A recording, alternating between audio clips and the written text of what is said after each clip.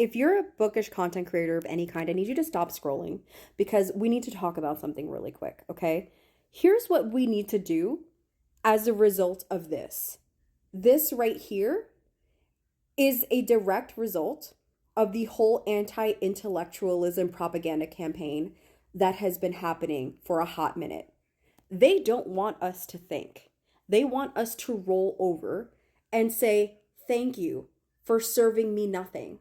So what we need to do as bookish influencers and as people who promote literacy is to engage with books that are going to counteract this stupidity. Because no, we're not going to forget who started this.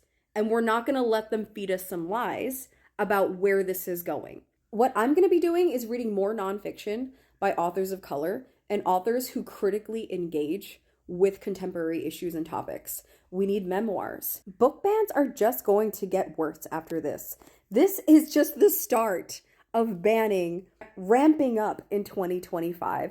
And as bookish content creators, we are not too far behind the front lines that librarians are dealing with in these book bans and that schools are dealing with. And we have freedom to be able to promote books on our platforms and do other things that are going to bring literacy to communities being affected by these bans and by this propaganda. So if you don't want to read nonfiction, if nonfiction's not your jam, maybe you're more into like fantasy or something of that nature, that doesn't mean that you can't engage critically with it. You can call out the authors in saying, hey, here is how this story relates to larger issues that are currently happening in our culture and climate.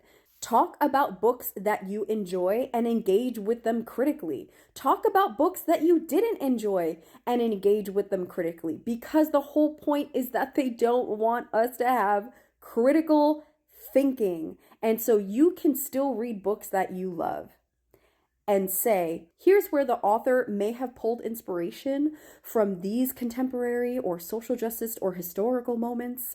And here's how it reflects something that happens in the past, something that I'm thinking about, something that's going on in the news, something that's going on in my community, in my culture. Because books are an art form, writing is an art form, and art is a product of culture.